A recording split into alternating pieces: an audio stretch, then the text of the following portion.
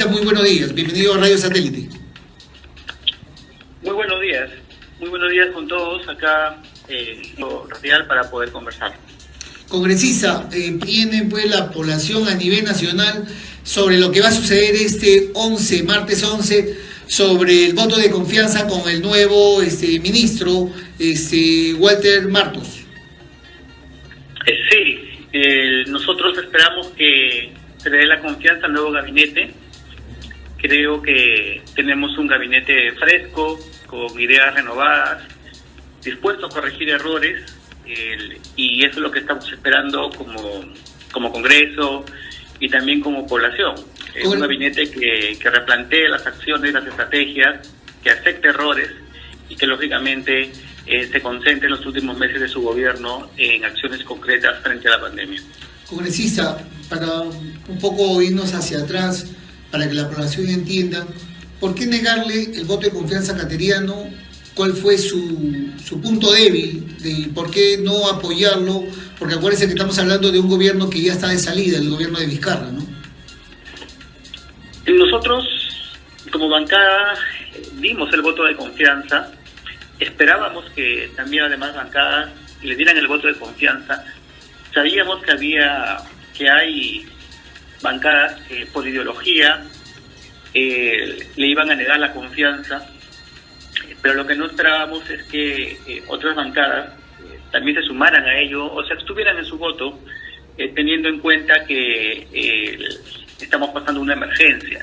Yo considero que a pesar de tener un mensaje, el expresidente del Consejo de Ministros, a pesar de tener un mensaje vacío en muchos aspectos, creo que igual debimos darle la confianza porque había desde hace varios días ya un acercamiento con los demás grupos políticos que tienen representación en el Congreso, y ellos nos habían escuchado sobre la serie de observaciones que le habíamos hecho con respecto a diferentes sectores, a Reactiva, a salud, en fin, a una serie de aspectos que ellos consideraban, al menos sentí que estaban tomándolo en cuenta. Lamentablemente el mensaje estuvo también lleno de vacíos y creo que eso motivó en muchos colegas congresistas no darle el voto. Pero yo sí considero que a pesar de esos vacíos debimos darle el voto de confianza porque un día sin gabinete es un desgobierno y son vidas las que están en juego. Sin embargo, espero que esta nueva oportunidad, este nuevo gabinete que ya rápidamente se ha conformado, sí sepa llenar esos vacíos y también los parlamentarios dejen de lado algunos intereses que creo yo más parecieran personales, o no me atrevería a decir, tal vez ir más allá de mis comentarios, pero sí considero que también hay otros temas ajenos a la pandemia que están interviniendo en la decisión de algunos congresistas. Congresista, ¿usted cree el día de ayer el ministro Walter Martos habló en RPP sobre, creo que vio un punto que no se tocó, no se realzó, fue el tema de la vida y los empleos, ¿no? El tema de la salud y los empleos que no se pudieron tocar más allá, y más que todo el ex presidente de ministros, Cateriano, se fue más para un tema a futuro, ¿no? Proyectos a futuro que realmente dejó ese mal sabor, por eso que creo que le negaron el voto de confianza. ¿Usted cree que eso fue lo que primó para que no puedan darle el voto de confianza? Fue una de las tantas cosas que primó, el gran vacío en la reactivación de la empleabilidad. Lo hemos dicho nosotros como bancada anticipadamente, que no ha dicho hasta ahora el gobierno cómo se van a recuperar todos los miles de empleos perdidos y qué es lo que está sometiendo al Perú en una grave situación, en una crisis, en una desesperación. Inclusive eso se repercute en la informalidad, en el desorden. Fue uno de los tantos temas que se mostró bastante ausente, además de tener una línea general de un gabinete como si no estuviésemos viviendo una emergencia sanitaria, ¿no? Se sintió más bien, creo que esta impresión es generalizada, porque la mayoría hemos pensado lo mismo, que ha tenido un mensaje el expresidente del Consejo de Ministros como si estuviera empezando un gobierno, Sin embargo, lo que queremos escuchar son acciones concretas frente a la pandemia en los próximos meses. ¿Cómo va a cerrar este gobierno de Vizcarra su periodo gubernamental? Necesitamos también claridad en las acciones de salud, por ejemplo. Entonces primará, congresista González, entonces primará primero lo que pueda decir sobre el tema de la salud y los empleos que muchos peruanos y chalacos están necesitando, ¿no? Para darle el voto de confianza. Sí, claro. Necesitamos más detalles de Reactiva, necesitamos que esos 1.500 millones de soles que han destinado en aumentar el sector salud, hacia dónde van a ir dirigidos. Necesitamos que esas camas proyectadas hasta fin de año en UCI y en hospitalización nos digan exactamente en qué regiones va a haber. Necesitamos que se le dé facultades al MINSA para que pueda tener su rectoría en los gobiernos regionales y no solamente esa articulación con el salud, las Fuerzas Armadas y policiales y con la parte privada que mencionó el expresidente Cateriano.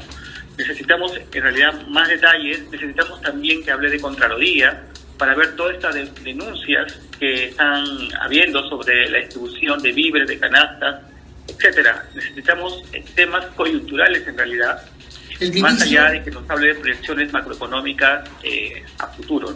Ayer habló en esa entrevista que le hicieron a RPP, habló sobre, le hicieron la pregunta sobre el tema de la vacuna, ese anhelado pues vacuna que están pidiendo el pueblo peruano, y le hicieron la consulta que cuándo podríamos tener esa vacuna, y ha dado que para el mes de septiembre recién podríamos tener una posible fecha, ¿no? De lo que podría ser, porque no podría afirmar que este año ni el próximo todavía podrían confirmar cuándo podríamos tener la vacuna. Y el costo del adelanto, de lo que significa asegurarse, como se dice, para que puedan venir esas vacunas, es un costo de inversión entre 10 a 15 millones. Y el costo de inversión que costarían las vacunas es entre 245 a 400 millones de dólares. Nosotros saludamos que estén poniendo como prioridad el tema de la vacuna, porque a estas alturas de la pandemia todos sabemos que la vacuna es lo único que de cierta forma nos puede regresar a la normalidad, pero junto con la vacuna también son otras acciones, ¿no? Nosotros creemos que igual de prioritario es la atención en el primer nivel de atención primaria, centro de salud, postas médicas, por ejemplo. Esa implementación, falta de personal, etcétera, es necesario para contrarrestar la pandemia también, ¿no? El control ciudadano también, la reactivación económica, la empleabilidad, eso contribuye a que la gente pueda tomar medidas de prevención y podamos tener una rutina ciudadana con menos contagios. O sea, necesitamos reducir contagios, no descuidar los otros aspectos, intensificando también el tema de la vacuna, ¿no? Entonces yo creo que son cosas que van de la mano. Creemos que el tema de la vacuna es muy importante, y acá en el Perú tenemos centros de investigación, tenemos a San Marcos que está trabajando también por ahí el tema del COVID, que está muy bien, pero a la vez necesitamos no bajar la guardia en los temas de romper esta cadena de transmisión, que el gobierno ha venido ejecutando algunas acciones, pero que ya estamos en otro periodo y que se le ha ido de las manos el control ciudadano. Entonces, al final va a salir una vacuna, pero vamos a tener mucho más muertes, más contagiados, etcétera, rebrotes. Entonces, no es solamente la vacuna, es también tener otras acciones que permitan cortar esta cadena de transmisión o disminuirla al máximo. Congresista, tocando si bien es cierto, se va a ver todavía ese martes el voto de confianza, pero también hay el día jueves también la interpelación a 2 ministros. Sí, nosotros no estamos apoyando la interpelación a los ministros. Creemos que de cierta forma está impulsado por temas ajenos a la pandemia. Creemos más bien que debemos dar la confianza total y que debemos como Congreso contribuir con iniciativas, fiscalizar la labor de los ministros exhaustivamente y lógicamente responda desde el legislativo.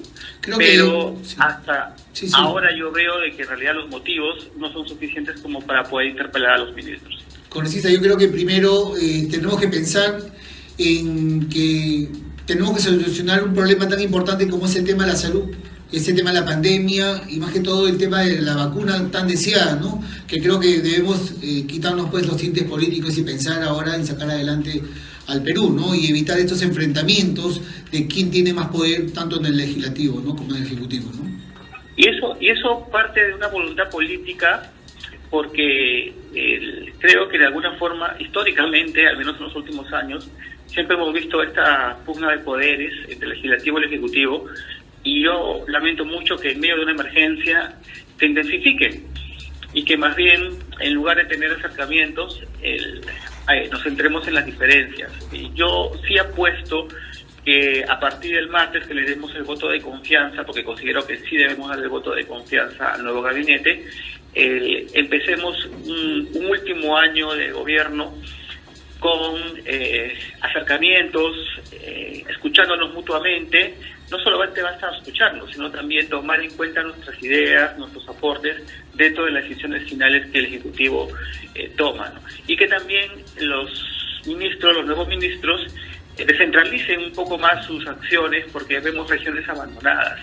Y eso es lo que yo siempre trato de expresar en mis intervenciones, que no abandonen regiones, porque están cayendo una por una. No quiero que el Callao caiga.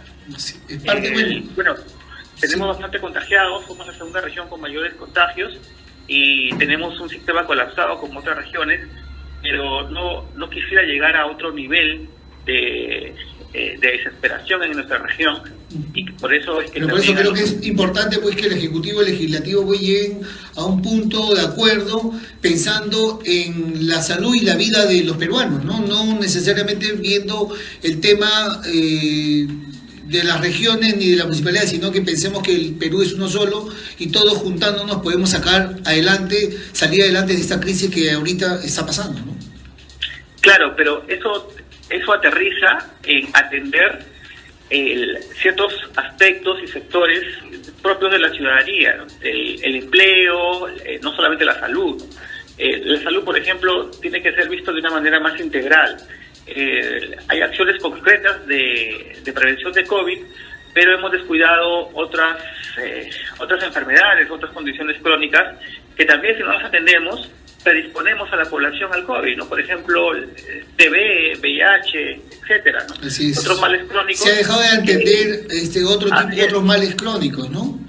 El cáncer, por ejemplo, los tratamientos, resonancia, están siendo postergados. En un hospital, para hacer resonancia, le dicen a los familiares de un niño que vive con cáncer que debe ser hospitalizado para poderle aplicar la resonancia. Y entonces le dicen, pero no hay camas.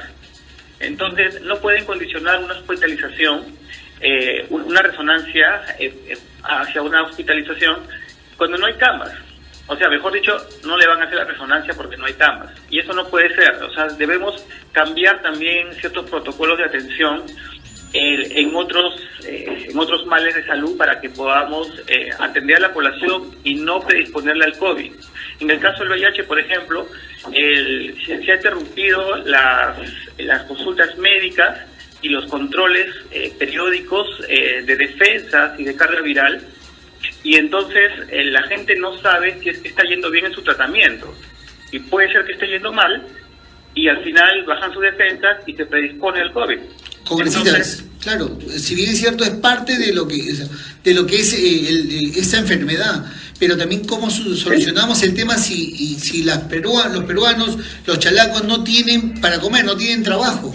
Y justamente, no sé si ha visto ahora una campaña agresiva en los medios nacionales sobre el tema de las AFP, que le están dando una nueva alternativa, dando unas posibilidades, inclusive en gestión hoy día sale AFP, aseguran que afiliados perderán jubilación si el Pleno del Congreso aprueba el retiro de los fondos, que para muchos estos fondos es importante porque muchos no tenemos no tienen pues para poder subsistir, y lo que muchas personas que han dejado de aportar tantos años y lo tienen guardado, pues al menos es una forma de poder tener para que puedan lidiar este gran problema que es el tema económico y el tema de la salud, ¿no? Sí, nosotros estuvimos de acuerdo con al menos de parte mía, estuve de acuerdo con liberar el 25% de las AFP, Lo que tenemos que hacer es hacer una reforma integral y esa tarea estamos demorando bastante desde el legislativo. Entonces, ¿por qué? Porque la idea es tener inclusive una jubilación anticipada, mejorar las jubilaciones, etcétera, y poder también contar con ese dinero para poder apalear las necesidades actuales, pero sin que ello conlleve a destruir un sistema que para un grupo poblacional va a ser necesario, porque apuestan por tener una jubilación y que están recibiendo su dinero, sus fondos. Entonces necesitamos de alguna forma tener una reforma que pueda plantear que personas puedan tener una jubilación anticipada, puedan retirar parte de sus fondos, pero a la vez no perjudicar a aquellos que sí apuestan por completar su jubilación y recibir sus fondos al final, ¿no? Entonces, congresista, pero creo que está fallando el tema de la comunicación también de las AFP, que creo que es parte de la culpa de ellos, de que lleguen a ese punto que mucha gente está necesitando sus AFP, porque mucha gente ha aportado años y ya tienen más de 5 años que no aportan y tienen un promedio entre 30 y 50 mil soles, que a la larga, llegando a los, creo que 55 años que están pidiendo, o 65 años, vas a recibir un sueldo de 300 soles mensuales. ¿Usted cree que con 300 soles mensuales van a poder vivir las personas? A eso me refería con una reforma justa, que podamos garantizar unas pensiones justas, pero sí también considero que es necesario que personas que deseen liberar sus fondos en su totalidad y que ya no van a aportar y que lógicamente bajo este sistema no van a recibir una pensión digna, sí puedan tener todo el derecho de retirar su dinero, sus fondos, ¿no? Creo que eso es un derecho innegable, pero también creo que el legislativo debería tener otras fórmulas, no solo de hacer justicia liberando fondos en su totalidad, sino también de garantizar pensiones dignas a futuro, ¿no? Porque de eso se trata. Como decía, por experiencia, el sistema y listo. Yo digo por experiencia propia, en mi caso yo tengo un promedio de 60 mil soles en la AFP. Mi esposa tiene más de 150 mil soles. Para que pueda tener un sueldo, actualmente ya está bordeando los 1.000 soles de su sueldo mensual que tendría su jubilación, con 150 mil soles. ¿Cuántos peruanos tienen más de 150 mil soles aportados en AFP?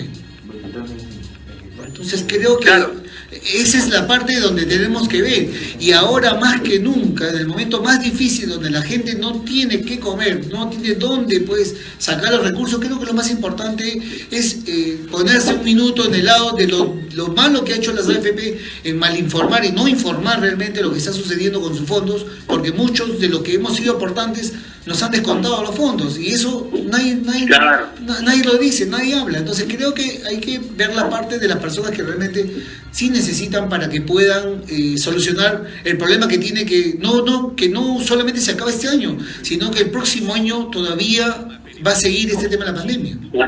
La idea aquí no es proteger un grupo de empresas o un sistema que no funciona. La idea es garantizar que las personas accedan a su dinero y puedan elegir qué hacer con él. Esa es la finalidad. Congresista, sabemos que usted es uno de los primeros que se opuso a este tema, a favor más bien que den ese 5% de la AFP. Sí, bueno, fuimos una bancada que de alguna forma presentamos otra alternativa frente a la liberación del 25%. En mi caso, junto con otros 2 colegas de la bancada, apostamos por la liberación. Y bueno, es todo un tema todavía a discutir ahora que nuevamente se pone en la mesa el tema, y creo yo que haciendo el debate pensando en la gente, como te menciono, y dándole el derecho de decidir con su dinero, lo que ellos deseen es que vamos a tomar la decisión más justa, ¿no? Congresista González, ya casi para finalizar, la comisión de fiscalización, se habla de que se va a dar un resultado en 120 días. ¿Usted cree que se pueda dar un informe de lo que no hizo la anterior comisión en 120 días, de los 25 años de corrupción que tiene el Callao? La comisión que se aprobó es una comisión especial de investigación. No está dentro de la comisión de fiscalización, de la comisión ordinaria de fiscalización. Yo considero que el tiempo es corto, es breve, pero si es necesario ampliar el plazo, lo vamos a pedir. Todavía no se ha hecho la conformación de esta comisión, ya se aprobó la creación de la comisión. Falta todavía conversar con las fuerzas políticas del Congreso la conformación y lógicamente la dirección de esta comisión, que seguramente se va a dar en los próximos días, y veremos, de acuerdo a los avances, si es que los 120 días alcanzan. En mi parecer es muy poco, pero la idea es terminar este periodo legislativo con un resultado justo, una investigación objetiva, y contribuir a la justicia, ¿no? Congresista, el congresista Burga, tuvimos una entrevista con él también, nos hizo un adelanto de que son un promedio de 150 millones que habría perdido el Estado en esta época de corrupción, ¿no? De que estamos hablando entre el 2003 y el 2018. Yo considero que se ha perdido mucho más, y no solamente en el tema monetario, ¿no? Se ha perdido mucho en otros temas, ¿no? Impedir el desarrollo, por ejemplo, retrasa mucho el crecimiento, no sé, en temas como salud, educación, por ejemplo. Todo ese robo que ha habido, producto de la corrupción, del negociado, ha conllevado a tener muchas muertes hoy en día, porque el sistema de salud no ha soportado. En fin, o sea, el costo es mucho más y trasciende el tema monetario. Y eso hay que dejarlo bien claro. Producto de la corrupción, hoy no solo tenemos millones de soles de pérdidas, sino también pérdidas de vidas humanas. Congresista, una última pregunta. ¿Usted va a ser parte de la comisión de fiscalización? Espero que sí. Todavía no hemos hablado sobre la conformación, pero tengo todas las intenciones de pertenecer a la comisión y de contribuir a una investigación objetiva y justa para el Callao. Okay.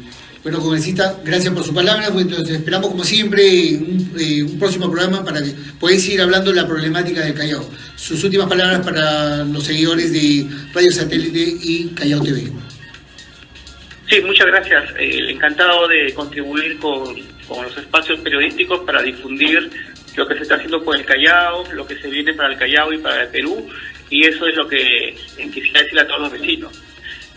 Sigamos informándonos, nunca dejemos de informarnos, porque al momento de tomar decisiones, la información que tengamos es muy importante para tomar una buena decisión, ¿no? Entonces, en política es así. Informémonos muy bien, seamos objetivos en nuestras decisiones y hagamos vigilancia a nuestras autoridades, incluyendo a los congresistas. Muchas gracias. Muchas gracias, congresista. Hemos tenido pues la entrevista con el congresista Miguel González del Partido Moderno.